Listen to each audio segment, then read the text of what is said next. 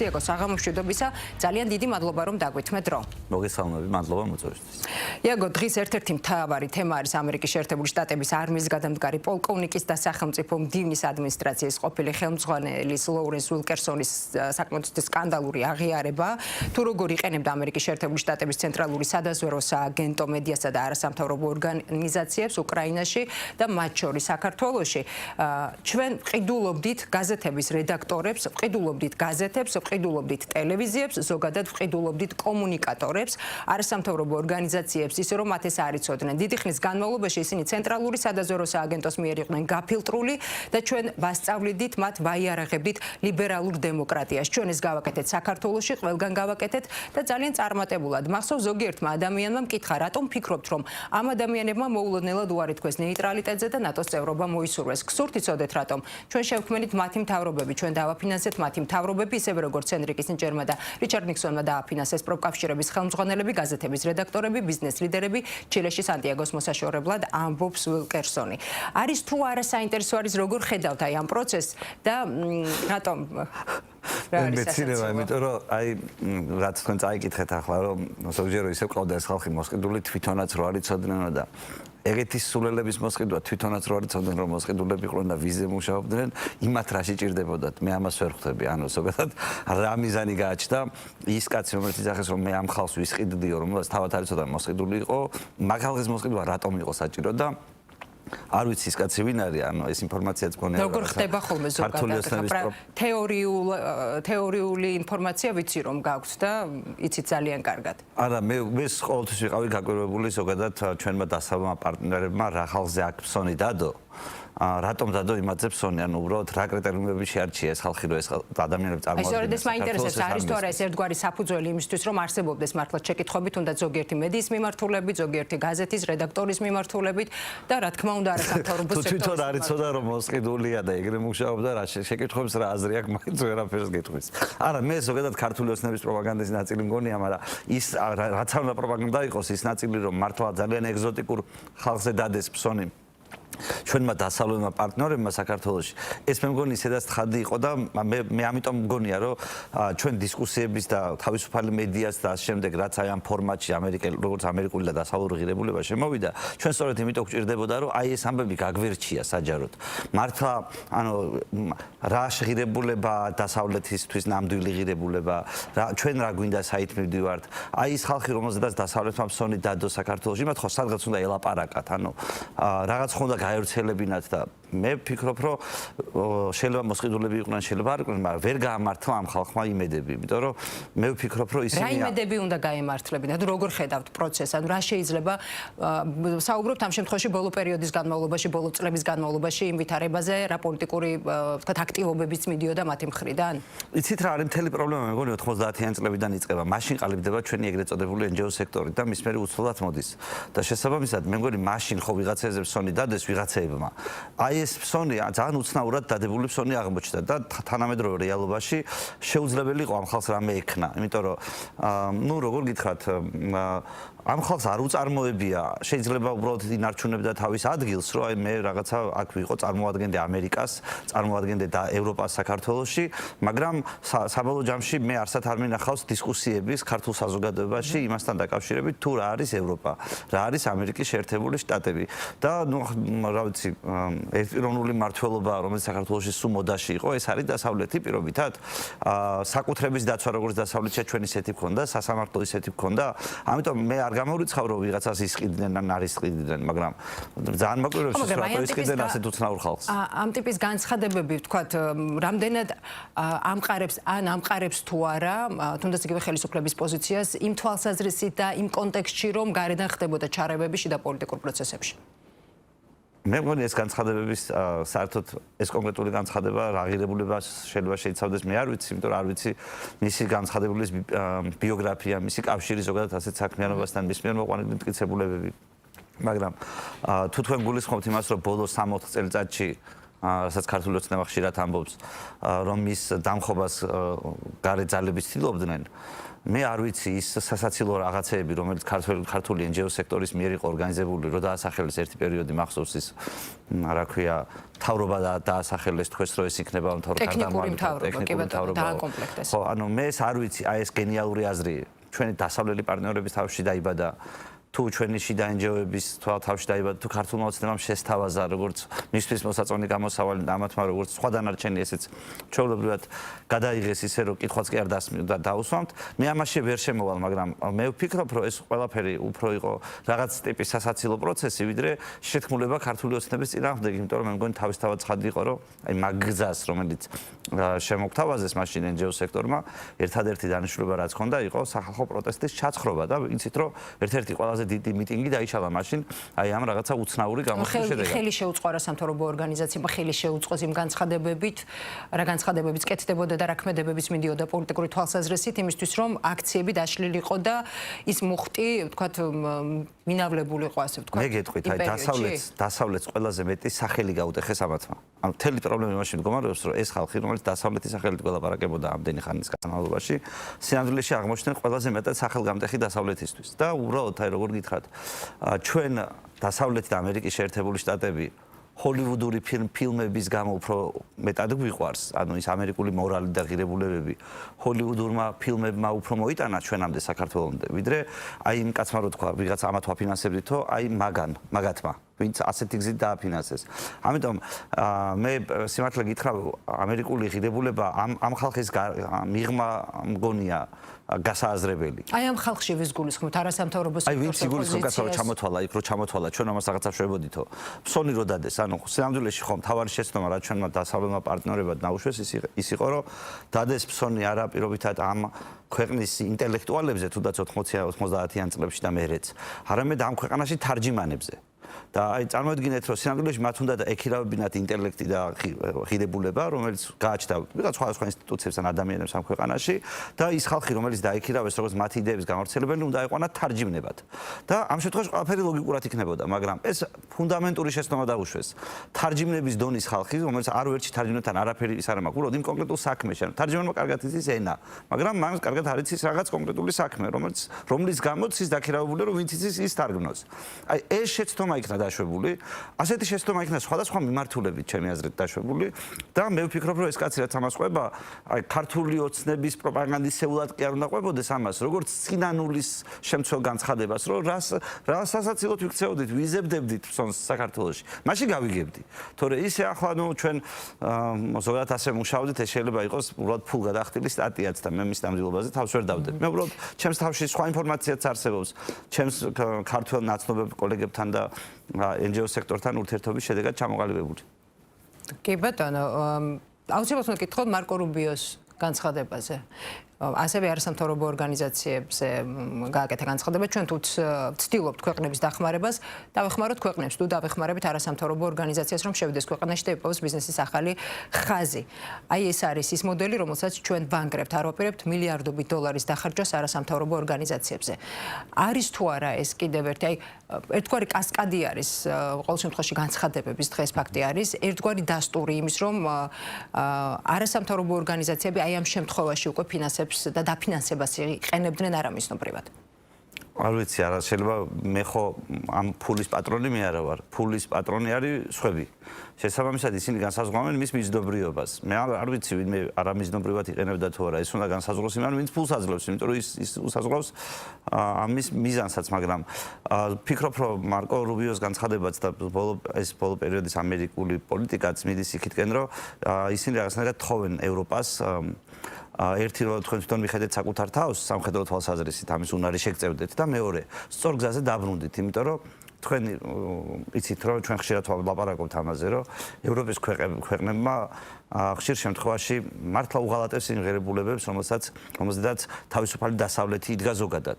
ეს არის თავისუფალი ვაჭრობა, თავისუფალი მიმოსვლა, საკუთრების უფლების დაცვა, რაზეც იდგა ზოგადად დასავლური ცივილიზაცია და მოიმატა, აი როგორ გითხრათ, აი მოიმატა და ბოლო პერიოდის განმავლობაში რაც კატასტროფულ ზღვამდეა სხვადასხვა რეგულირებები, სხვადასხვა შეზღუდვები, რომელიც ჩვენს ქართულ ოცნებას ავტომატურად გადმოაქვს. BBC-ის სტანდარტიო რო იძახიან და BBC-ს რო აგინებენ ახლა. BBC-ის კანონის, რამდენი კანონის განმარტებით ბარათში წერია რომ მოძებნოთ, BBC რო ჩაწეროთ და რომ მოძებნოთ, რამდენი კანონის განმარტებით ბარათში წერია რომ რაღაც შეზღუდვას, რომელსაც თქვენ გიწესებდნენ საქართველოში, რომ BBC-ის ამიდან რაღაციდან იყო გადმოღებული. უნდათ BBC-ის სტანდარტის მიღწევა და სწორედ ამიტომ ამ ქვეყანაში უამრავი შეზღუდვა. სტანდარტებით მუშაობ. მიაკო. ხო და აი წარმოიდგინეთ რომ მაგალითად მე მინახავს თქვენ რო გეხებოდათ ესეთი კანონი 1 წლის წინ და იქ ეწერა რომ მოდი BBC-ის სტანდარტებს რომ კიდევ უფრო მეტად მიუახლოვდეთ. ხო და მაშინაც იყო ის საუბარი რომ ჩვენ ახლაც მუშაობთ BBC-ის სტანდარტებით, მაგრამ ხო არ გამოგვადგა ეს BBC-ის სტანდარტები და მე მგონი თქვენც უნდა აღარ თქვათ ასეთ ამამად რომ BBC-ის სტანდარტებით მუშაობთ, თორე ეს უკვე ხელისუფლების ოფიციალურ პოზიციას ეწინააღმდეგება, ის მათ არ მოწონთ BBC-ის სტანდარტი. ამ კონკრეტულ შემთხვევაში მინიმუმ. და მე ვამბობ რომ აი ეს რო ჩაიწერა იმ კანონში და იქ რო შეზღუდვები მოდიოდა BBC-ის სტანდარტების შესაბამისად, თუ თანმიმდევრულები ვართ, ეს შეზღუდვები ყველა უნდა გაუქმდეს. და მოდი დაუბრუნდეთ იმ სიტუაციას, როდესაც BBC-ის სტანდარტები არ მქონდა. პოზიცია ზოგადად რომ ყოველფერი რეგულაციებს არ უნდა ექვემდებარებოდეს არაფერი და უნდა გაუქმდეს ზოგადად რეგულაციები. არა, სიტყვა არ უნდა ექვემდებარებოდეს. სიტყვა არის თავისუფალი. კი ბატონო. ამერიკის შეერთებული შტატების ეროვნული საფრთხეობის სტრატეგია. აუცილებლად უნდა გითხოთ ამაზე. ასეთი რამ წერია დოკუმენტში ევროპაში ამერიკის შეერთებული შტატების პრიორიტეტებს შორის არის დასახელებულია ნატოს როგორც მუდმივად გაფართოებადი ალიანსის აღქმის დასრულება. ჩვენ გვსურს ევროპამ უარი თქვას დამხშობ რეგულაციებზე, წარუმატებელ ფოკუსირებაზე, ჩვენი მიზანი უნდა იყოს დავეხმაროთ ევროპას ტრაექტორიის გამოსწორებაში. ამაზე გამომივიდა კომენტარი. ბატონო? ამაზე გამომივიდა წინა კომენტარი გამოგივიდა თამაში. ამას გულისხმობდი და დავაზუსტებ კიდევ უფრო მეტად, რომ აი მართლა რასაც ტრამპი ეუბნება ზოგადად და რაც თქვენ იცით, რომ ეს ვიცე-პრეზიდენტის მიუხედავად გამოსვლაც ამის ნაწილია ფიზიკურად, მათ შორის გამოხატვის თავისუფლებისთან და შეზღუდვებთან დაკავშირებით, სერიოზული კრიტიკა არსებობს დასავლეთის და ევროკავშირის მიმართ. თუ არ ვწდები 5,000-მდე ადამიანი ციხეში ზის Facebook პოსტების და რაღაცების გამო, რაც წარმატებით არ გამოგეხსენებათ საქართველოს ხელისუფლებამაც. ამიტომ ჩვენ ამ საცხედან Facebook პოსტების Facebook პოსტების გაგახსენებთ იაგო იმდენს რამდენიც გაგეხრამდესაც გაგეხარდებათ განსაკუთრებით 1 წლის წინანდელი. არა, ყველა მე ხარ მithქვამს რომ ევროპაში ყველა Facebook-ის გამოზის ყველა მეთქი ან ყველა Facebook-ის პოსტის გამოზიან 500 კაცი ზის მეთქი. მე შემიძლია გითხრათ რომ საქართველოში არა დანერგა რომ იგულისხმეთ ამ ნაწილში. დანერგა კი, იმიტომ რომ ჩვენს კანონმდებლობაში გადმოვიტანეთ ნორმები, რომელიც Facebook-ის პოსტის გამო ადამიანების პასუხისმგებლობაში მიცემას ითვალისწინებს რაღაცა ფორმით. ხო და შესაბამისად ჩვენ ამის წინააღმდეგები ვართ, როგორც პრეზიდენტი ტრამპია წინააღმდეგი, როგორც ამერიკის ვიცე-პრეზიდენტი ვენსი არის წინააღმდეგი ამ გამოხატვის თავისუფლების ასეთი უცნაური შეზღუდვის, ჩვენც ასე ვართ საქართველოში. შესაბამისად ჩვენ იმათი თანამოაზრები ვართ ამ ნაწილში და ევროპას ვისაც ისინი აკრიტიკებენ, მისი თანამოაზრე არის ჩვენი ხელისუფლება, რომელიც იმ კანონებს, რომელიც ევროპაში მიიღებოდა, რასაც აკრიტიკებენ ამერიკელები ამ შემთხვევაში, ჩვენ აქ ვღებულობდით BBC-ის სტანდარტის კანონიც ამის ნაწილია. და მე სწორედ ეს გამჭვირვალობის კანონიც მათ გამჭვირვალობის კანონი იმაში შედიოდა, სოულში შედიოდა თუ არა არ ვიცი, იმიტომ რომ არ მინდა შეიძლება შედიოდა, შეიძლება არ შედიოდა, მაგრამ ბევრი სხვადასხვა კანონები იყო, მაგალითად, რა ვიცი როგორ გითხრათ, გამჭვირვალობის არა და დისკრიმინაციის, ანტიდისკრიმინაციული კანონი იყო მაგალითად ერთ-ერთი ასეთი და ჩვენ შევიტანეთ ცვლილებების პაკეტი თავის დროზე, რომ ეს იმ მოთხოვნების მიმართ, რაც აი ამერიკელ კონსერვატორებს ჰქონდათ საქართველოში განგვეხილა და ქართულმა ოცნებამ მაშინ აი ყველაფერი გააკეთა იმისთვის, რომ არც ერთი მოსმენით არ გასულიყო ფაქტობრივად. ხო და ჩვენ ამას უყურებთ ასე, რომ რაღაცნაირად ამერიკელებს აქვთ თავიანთი მკაფიო პოზიცია ევროპის კრიტიკის მიმართ, ევროპას ისინი აკრიტიკებენ. ჩვენ ამ თვალსაზრისით ამერიკელების პოზიცია გვეჭირა სულ, იმიტომ რომ Facebook პოსტის გამო ადამიანის ჩასმა ციხეში არ შეიძლება, პოლიტკორექტულობის გამოხატვის თავისუფლების შეზღუდვა არ შეიძლება და უამრავი რამ რაც რეგულირებების სახით ხდება ზოგადად დასავლეთში და ჩვენ გადმოგვაქვს, მე ამიტომ აწუხებს ეს. გადმოგვაქვს ერთი ამიტომ აწუხებს და მეორე მაინც დასავლეთისკენ მივისწრაფით და ამიტომ მინდა რომ იქაც ხელი პოზიციით შევიდეთ. იქნება ფაქტი არის თუნდაც აი ამ უსაფრთხოების სტრატეგიის გათვალისწინებით, ხომ? და ცხადია ისიც პირდაპირ რომ თქვა ევროპას მოუწევს ამის გათვალისწინება. საინტერესოა როგორ ხედავთ ჩვენზე როგორ შეიძლება ისახოს ან რა გავლენა შეიძლება იქონიოს საქართველოს. ჩვენ გაჩნია როგორ გითხრათ, რაღაცნაირი ქარიქრის და შენს ეს იმ გავლენას შენ სადაც ამ ოკეანეში დაცურავნავით. და რაღაცა ანძა გიჭირავს ერთი აფრა ამისი ამ და შეგიძლია ასე დაკეცო ისე მიატრევა მოატრა რაღაც შეზღუდული ოპერაციები, მაგრამ შეგიძლია და დამოკიდებულია იმაზე, შენ როგორ მოატრიალებ ამ რაღაცას. ანუ შენ სწორად დახვდები თუ არა ამ ცვლილებების ტალღას, სწორ ადეკვატურობას გამოავლენ თუ არა.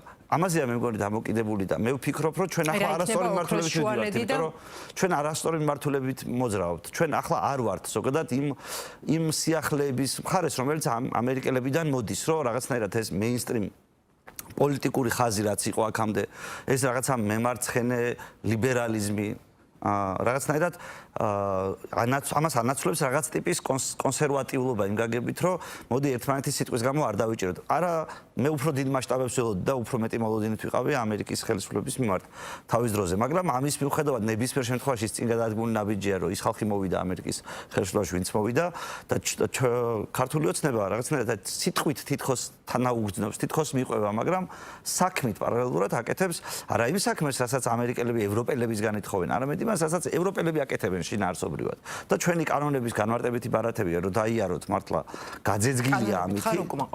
კანონებით მე იურისტი ვარ მოგეხსენებათ და პოლიტიკოსი, რომელიც ან კანონებით ან წესრიგით იქნება უკმაყოფილო და ორივე ერთმანეთთან კავშირშია მოგეხსენებათ. ინიციატივა შეგიძლიათ ხომ? მე თქვენგან რომ წამოვიდეთ. ინიციატივა ჩვენ ბევრი ქონია, უბრალოდ აქ საუბრობთ იმაზე, რომ ქართულ ოცნებას ვინაიდან აქვს ერთპიროვნული ძალაუფლება, მისი პასუხისმგებლობაა ეს ყველაფერი და ის არ მოდის ამ შემთხვევაში თქვენ ხო არ გინახავთ დისკუსია, აბა დამეხმარეთ სწორ აზრს მივაგნოთ, როგორ შეიძლება სწორად დავეკონტაქტოთ ამერიკელებს, ამაზე მოდი ვიდისკუსიოთ ქართველებო, ხო არ გინახავთ ქართულ ოცნებისგან ასე წინადადება. მათ თავიანთი მეთოდები აქვს, რომელიც ისე მუშაობს, როგორც მუშაობს. BBC-ს ფილმთან დაკავშირებით უნდა გითხოთ, პარტია გახარია საქართველოსთვის საგამოძიებო კომისიის შექმნას სიტყვს. აი როგორ ხედავთ, რა მიზანს ემსახურება ამ კომისიის შექმნის ინიციატივა და შექმნა თუნდაც იმის გათვალისწინებით, რომ მაგალითად სუსში უკვე ვიცით ხომ, რომ მიმდინარეობს გამოძიება. ანუ რა უნდა მისცეს პროცესს ამდენად მნიშვნელოვანი, თქვათ, პარლამენტში შექმნილმა საგამოძიებო კომისიამ. არა, ესეც ერთ-ერთი ძალიან სასაცილო ამბავია, რაც ჩვენს ქვეყანაში ხდება ახლა. ამ BBC სტატიამ რაც გამოიწვია. სადაც აი როგორ გითხრათ, ყველა ცდილობს არაჭეშმარიტებაში გარკვევას, რომ მოდი გავასამართლოთ ვინ როგორ რანაირად მოიქცა, რა არის ცუდი, რა არის. არამედ პროპაგანდის დათრგუნვას. და ამ გარკვევას ვის უფრო მაგარი პროპაგანდისტული საშუალებები აქვს და არა სიმართლის გარკვევას. ადამიანები, რომლებიც კამათში მონაწილეობენ ამ თემასთან დაკავშირებით, და მთავარ არგუმენტად BBC-ს დასკვნა მოაქვთ, რომ ქართული ოცნება ასეთია, ვიღაცა ასეთია ამისთვის. არ ცნობენ თავად ამ ქართული ოცნების დასკვნაში მითითებულ პირობებს. თავად ქართულმა ოცნებამ სამი სხვადასხვა რამე თქვა. ერთხელ თქვა არ გვაქვსო, მეორეჯერ არასდროს არ გქონიაო და ახლა თქვა რომ ვიძიებთ რა გვაქვსო. რაც გვაქვსო ნაცების დროს არ ნაყიდიო. ხო და მაგათ ვერაფერს ვერ ვენდობი. პარალელურად ნაცები იძახიან და ჩვენ ვენდობითო იმის დასკვნასო. კამიტი გვაქვს ამაზე არ იყო საუბარი იყო რომ რაღაც ნივთიერება არსებობს. არის რომელიც შეძენილი არის 2009 წელს. რაღაც ნივთიერებაზე საერთოდ საჭიროა ლაპარაკი. 7 წლამდე შეძენილი. ჩვენ ხო რაღაც ნივთიერებაზე არ ვლაპარაკობთ. ეს არის კომენტარი. ხო, ჩვენ ხო რაღაც ნივთიერებაზე არ ვლაპარაკობთ. ანუ ჩვენ ვლაპარაკობთ BBC-ს ფილმზე. ამ ფილმში ჩემი აზრით არაბუნებრივად შემოდის კამიტი საერთოდ თემაში. ამ ფილმში. მაგრამ ეს ფილმი ხო კამიტზეა. ხო, მაგრამ იმის გათვალისწინებით, რომ მაგალითად ექსპერტების და დარწმუნებული ვარ, თქვენც მოსმენილი გაქვთ, ხო, მათი თქოს შეფასებები, რომ კამიტი საკმაოდ მძიმე შედეგებით სრულდება, გარდაცვალებას იწვევს ადამიანის გამოყენების შემთხვევაში, პირდაპირ რომ თქვათ და თქვათ მე მგონი მძიმე შედეგებით თქვათ არ მიუმართებთ კლინიკებისთვის, სხვა შემთხვევაში აღრიცხვიანობა მოხდებოდა. რატომ დადგა დღის წესრიგში აი ამდენად დამძიმება სიტუაციის, როგორ ფიქრობთ? არა, ამაზე საუბრობენ თვითონ სპეციალისტები, ამას უგულისხმობ. სიტუაციაში დამძიმებაზე არ არის, ანუ უბრალოდ ამაზე ხო მართლა უნდა დავჯდეთ. აქ უნდა იჯდეს გახარიას პარტიის წევრი. უნდა იჯდეს ნაცი. უნდა იჯდეს ქართული ოცნების წარმომადგენელი და უნდა ვიჯდე მე. 4 ადამიანი, რომელიც გავარკვევდით რაში იყო საქმე, იმიტომ რომ მე კითხვები მაქვს. აი მაგალითად ქართული ოცნება უარყოფს. კამიტი ჩვენ არასდროს არ გქონიაო. რაღაცა კითხვა გომელოვმა თავიდან, მაგრამ მე არასდროს არ გქონიაო. იქ ხო ლაპარაკი, რაზეც არის იმ სიუჟეტში, ხო სპეცრაზმელი საუბრობს, რომ ეს იყო ის ნივთიერება, ნივთიერების გავსი, რომელიც 2009 წელს ჩვენ მოგვიტანეს, ჩვენზე დატესტეს. მერე სულ იყო ჩვენთან და იყენებდნენ კიდევაც ხოლმე. და 2020 წელს ქართულ ოცნებამ გამოიყენა. მანამდე აღრიცხვა 2019 წელს შინაგან საქმეთა მინისტრის ოქმი რაღაცები არის, გახარია შინაგან საქმეთა მინისტრი. ახლა წარმოიდგინეთ, გახარიას პარტია ითხოვს საგამოძიებო კომისიის შექმნას. ნაცები ითხოვენ რომ ქოცებმა დაწამლეს ხალხი. ქოცები ძახიან რომ საერთოდ არ ყოფილა საქართველოში ეს ამბავი არ ჩვენ დროს არც ნაცების დროს. ხო უნდა თქვას ნაცებმა რომ მათ დროს იყო თუ არა ნაყიდი. ეს ისტორია ხო ასე იწყება 2009 წლით იწყება. გახარია რომელსაც ითხოვ საგამოძიებო კომისიაში სანამ იქ ჩვენებას მიცემს. მანამდე ხო შეიძლება თქვენთან მოვიდეს და თქვას რომ კაცო რაზე ვკამათობთ. ეს რაღაცა იყო ჩვენთან. ჩვენ ეს აღრიცხული გვაქვს. და ახლა გაიცროლა თუ არა ცალკე გამოვიძიოთ, მაგრამ ქოცები ტყუიან, იმიტომ რომ ჩვენ ვიცით რომ ჩვენ გახარიებმა როგორც ქვეყნის ყოფილმა მმართველმა ხალხმა ვიცით რომ ეს ჩვენთან ინახებოდა. ნაცებმა როგორც ყოფილმა მმართველმა ხალხმა ვიცით რომ ვიყიდეთ და ინახებოდა. თუ ეს მართალია, ხო შეიძლება ეს თქვა. და შესაბამისად, ანუ წარმოიდგინეთ რომ იღებ ძიმე პასუხისმგებლობას რაღაცას პირობითად, მაგრამ ამბობ რომ მე არ გამომიყენები. ამის შემდეგ მე ვცდილობდი გავერკვიე, ანუ რაღაცა ცდა ხო არ არის პრობლემა. შეიძლება ცუდად ვცდილობდი ხა სპეცრაზმელებზე ტესტავდი და ამ შემდეგ, მაგრამ ოკეი, ამას დავანებოთ ერთ წამი თავი. მე რომ ეს რაღაც არ გამომიყენებია, მაგრამ მქონდა. ამით ხო ქართულ ოცნების იმ არგუმენტს რომ საქართველოს ტერიტორიაზე არასდროს ეს არ ყოფილაო. ხო გამოაცლი ძალას და ხო იტყვი რომ კაცო როგორ არ ყოფილა, მე მქონდა ნაყიდი. მე მქონდა დახარისხებული თუ დაფასოებული. ამას როცა შენ არ ამბობ. და როდესაც არ ყოფილა ეს კამიტი, ანუ კონკრეტულად კამიტზე ვსაუბრობ ამ შემთხვევაში.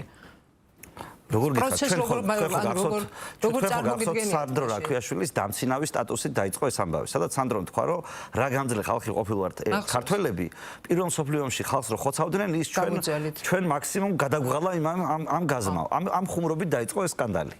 შემდეგ აგორდა რაღაცნაირად, ქართულ მედიასეებში ჩვენს ირგვლივ. შემდეგ აგორდა და გამოვიდა ქვეყნის ყოფილი შინაგან საქმეთა მინისტრი და თქვა რომ ფაქტობრივად წყალი გადაასხა ცივი სანდროს ვერსიას და თქვა რომ არაო ჩვენ ეს გქონდა ეს და ნაცების დროს ნაყიდიო.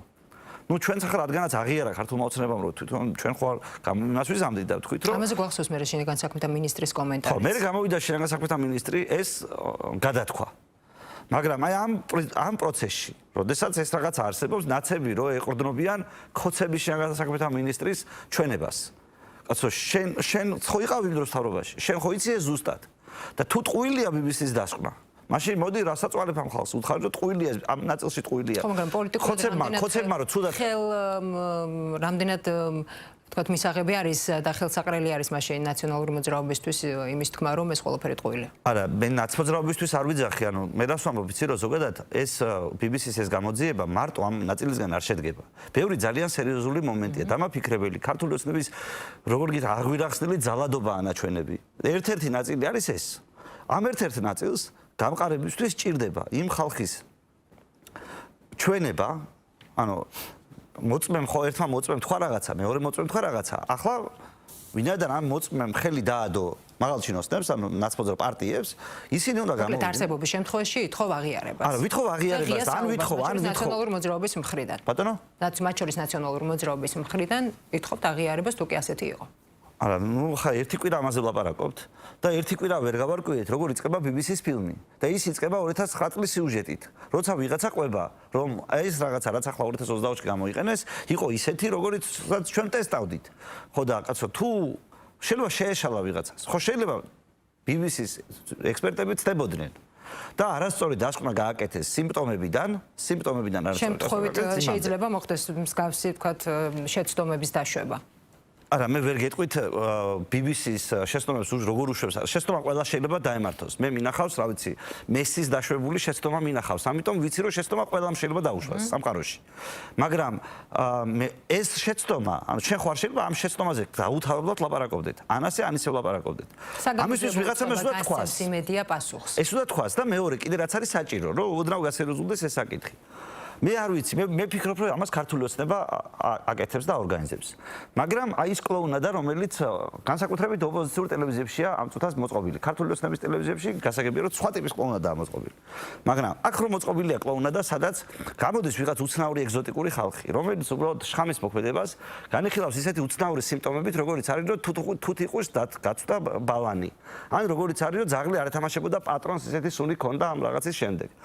აი ეს ყველაფერი მე ვფიქრობ, რომ უბრალოდ ემსახურება ამ კვლევის ზოგადად ამ BBC-ს კვლევის გაბაიბურებას ქართულ ხალხში, რომ ეს გახდეს არასერიოზული დისკუსიის, არამედ ხუმრობის საგანი და მე არ ვიცი, მე ვფიქრობ, რომ ამაში კოცები ფულს იხდიან. ამისთვის არსებობს, რაც გუში ხდებოდა TV პირველზე ქალბატონ გრიგოლიასთან, ჩემი აზრით ეს არის 100%-იანი ქართული ოცნების სცენარი თუ არ არის, როგორ გითხრათ, მაინც უნდა გაუგზავნოს საჩუქარი ქალბატონიგას ქართული ოცნების წევრებმა, ესო თავისით აკეთებდეს ამას.